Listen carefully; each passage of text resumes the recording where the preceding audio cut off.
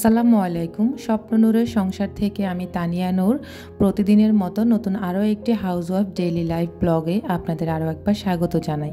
কাছে এবং দূরে, দেশ এবং বিদেশে যে যেখান থেকে আমার আজকের ভিডিওটি দেখছেন, আশা করছি আল্লাহ তাআলার অসীম রহমতে আপনারা সবাই ভালো আছেন। আমিও আলহামদুলিল্লাহ ভালো আছি। বাসায় শুকনো বাজারগুলো শেষ হয়ে গিয়েছিল, তো গতকাল রাতে আপনাদের ভাইয়া এগুলো নিয়ে এসেছিল।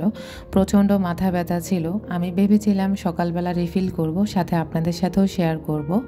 তো ওটা তো আর হলো না, কারণ ছোট বেবি থাকলে যা হয় আর কি। তো এদিক দিয়ে হচ্ছে আরাফ একদম ডালগুলোকে ফেলে দিয়েছে, সবগুলো হচ্ছে পলি থেকে খুলে বের করে রেখেছে।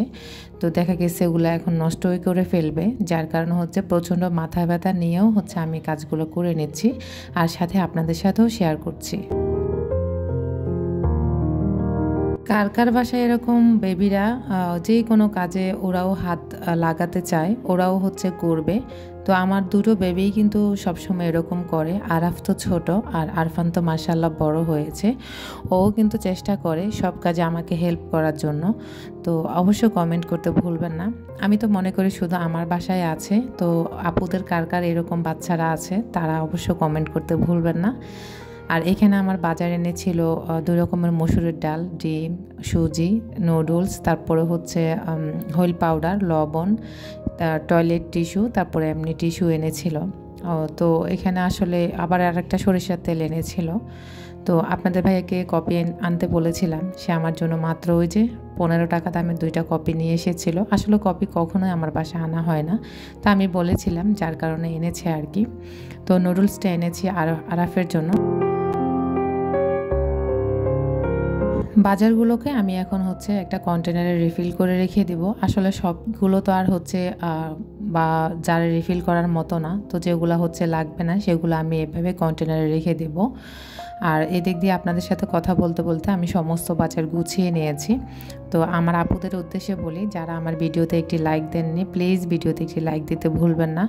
আমার চ্যানেলটা যদি আপনার ভালো লাগে, ভিডিওর কোথাও কোনো অংশ যদি ভালো লেগে যায়, চাইলে আমার চ্যানেলটাকে সাবস্ক্রাইব করে আমার পরিবারের বন্ধু হয়ে থেকে যেতে পারেন। অবশ্যই অল অপশনটা অন করে রাখবেন। আমি ভিডিও ছাড়া মাত্র নোটিফিকেশন চলে যাবে আপনার কাছে। আপনি সময় এবং সুযোগ বুঝে আমার ভিডিওগুলো দেখে নিতে পারবেন। আমার প্রিয় আপুদের উদ্দেশ্যে কিছু কথা বলি। আমার ইউটিউব জগতে এসে যে আমি ইউটিউব যে আমাকে এত বড় প্রাপ্তি দেবে, আমি কখনোই কল্পনাও করিনি। তো আমি ইউটিউবকে অনেক বেশি থ্যাংক ইউ জানাই, বা ইউটিউবকে অনেক অনেক ইউটিউবের কাছে কৃতজ্ঞ। আমাকে হচ্ছে ইউটিউবে আসার পরে আমার সকল ভাই বোনেরা আমাকে এত বেশি সাপোর্ট করছেন, এত ভালোবাসা দিচ্ছেন, যেটা আমি কখনোই ভুলবো না। তো আসলে আমি বলবো যে আমার ইউটিউব জগতে আসার পরে হচ্ছে আমার রক্তের সম্পর্কের ভাই বোন ছাড়াও আমার অনলাইনে এত বেশি ভাই বোন এসেছে, যেটা আসলে আমি কখনোই তাদের ঋণ শোধ করতে পারবো না। তো ইউটিউবকে আসলে আবারও কী বলে ধন্যবাদ দিব জানি না। আমাকে যে এত বড় প্রাপ্তি দিয়েছে তার জন্য আমি মহান রব্বুল আলামিনের কাছে অনেক বেশি শুকরিয়া আদায় করি। তারপরে হচ্ছে আমি ইউটিউবের কাছে হচ্ছে কৃতজ্ঞ, আর পরে হচ্ছে আমার আপুদের কাছে কৃতজ্ঞ। তো আমার আপুরা আমাকে অনেক বেশি সাপোর্ট করে, আর হচ্ছে আপুরা হচ্ছে বেশি বেশি আমাকে কমেন্ট করে, আমাকে অনেক অনেক সাজেশন দেয়, অনেক কিছু জানতে চায়। তো সব কিছু তো আসলে ভিডিওতে বলতেও পারি না, বেশি বললে হয়তো অনেকেই বলে আমি বেশি কথা বলি। তো এটা যেহেতু আমার লাইফস্টাইল ব্লগিং চ্যানেল, কথা না বললেও কিন্তু বোবা অবস্থা আপনারা ভিডিওগুলো দেখবেন না, যার কারণে বেশি কথা না বললেও হয় না। আপনারা অনেকে আমার থেকে জানতে চান, যে অনেক অনেক কিছু জানতে চান ইউটিউবের কিভাবে এডিট করবেন বা কিভাবে ভিডিও মেক করবেন। অনেক আপুরা অনেক সুন্দর সুন্দর কমেন্ট করে তাদের মনের যে কথাগুলা বা মনের অনুভূতিগুলা আমার ভিডিওর মাধ্যমে কমেন্ট করে জানিয়ে থাকেন।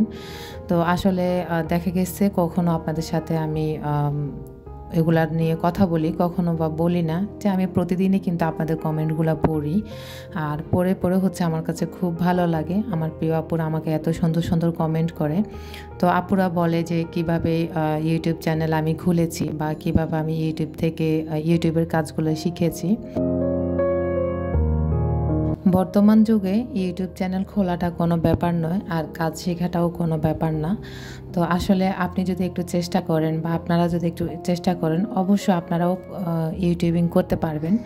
আমি জিমেলও একটা জিমেলও কখনো খুলতে পারতাম না, সেই মেয়েটি আজকে আমি ইউটিউবিং করি। তো ইউটিউবিং করাটাও একটা যোগ্যতা লাগে। তো আসলে সবাই কিন্তু সব কিছু পারে না।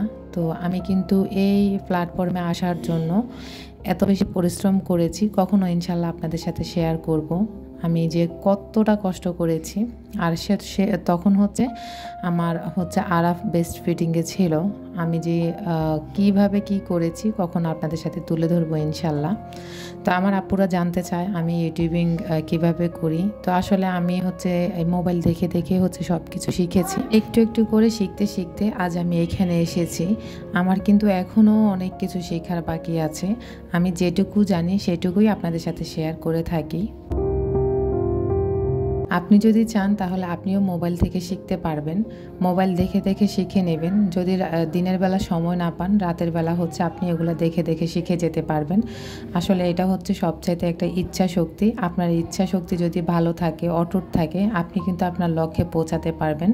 আমি কিন্তু আমার এই লক্ষ্যে পৌঁছানোর জন্য অনেক বেশি স্ট্রাগল করেছি। ইনশাল্লাহ কখনো আপনাদের সাথে সেই কাহিনীগুলাই আমি তুলে ধরবো।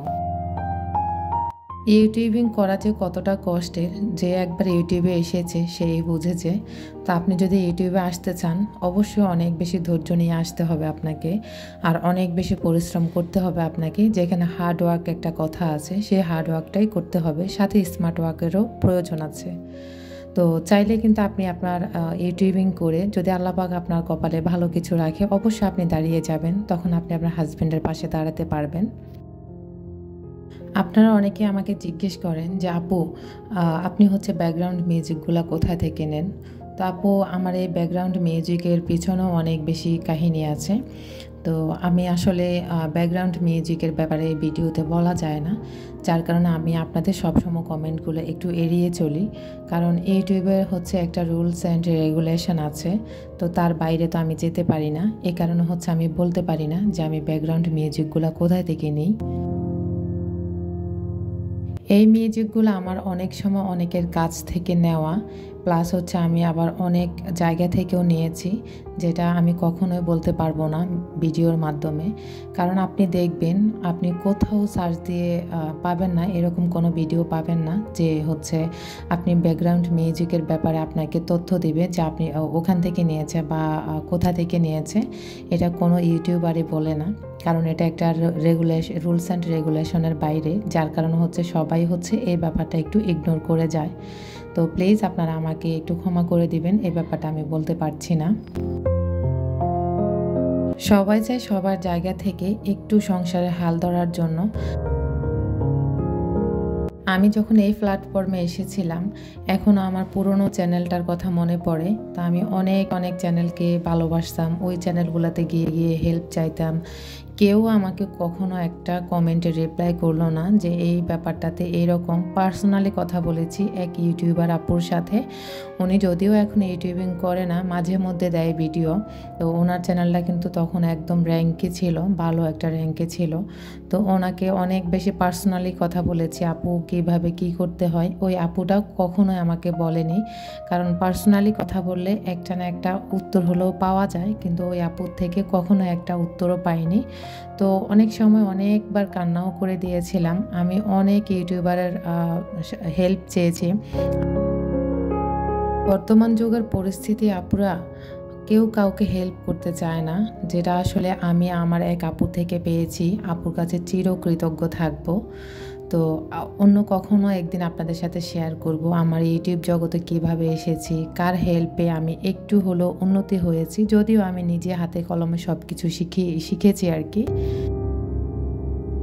ইউটিউবিং করা যে কতটা একটা কষ্টের ব্যাপার, সেটা আমি হাড়ে হাড়ে টের পাচ্ছি। এখন না পারছি ইউটিউবিং ছেড়ে দিতে, না পারছি ইউটিউবে টিকে থাকতে। তো আসলে অনেক বেশি প্যারা নিতে হয় ইউটিউবে কাজ করতে হলে। তো আমি আসলে অনেক অনেক বেশি স্ট্রাগল করে যাচ্ছি। জানি না আসলে আমার লক্ষ্যে আমি কখন পৌঁছাতে পারবো, এখনও কিন্তু কষ্টই করে যাচ্ছি। তো আপনারা কিন্তু চাইলে আপনারাও কষ্টগুলো করতে পারেন, কারণ একটু কষ্ট করলে দেখা গেছে কোনো এক সময় মহান রাব্বুল আলামিন যদি কপালে ভালো কিছু রাখে ইনশাল্লাহ এগিয়ে যাব। আস্তে আস্তে করে এগোতে হয়, একবারে সাথে সাথে এগিয়ে গেলে কিন্তু হয় না। তো দেখা গেছে একটু আস্তে আস্তে আগাচ্ছি আর কি, আপনাদের দোয়া এবং ভালোবাসা নিয়ে, সাথে আল্লাহ পাকের রহমত নিয়ে। তো আপনাদের সাথে কথা বলতে বলতে কিন্তু আমি আজকে অনেক অনেক কাজ করে ফেলছি। ইউটিউব যে আমাকে বাস্তবতার মুখোমুখি করাবে আমি কখনোই বুঝতে পারিনি। আমি ভেবেছিলাম ইউটিউবে আসলে হচ্ছে সফলতা আর সফলতা। তো আসলে ইউটিউব আমাকে বুঝিয়ে দিয়েছে যে ইউটিউবিং করাটা কতটা কষ্টের ব্যাপার, কতটা ধৈর্যের দরকার। তো ইউটিউবকে অনেক বেশি ধন্যবাদ এত সুন্দর একটা প্ল্যাটফর্ম করার জন্য।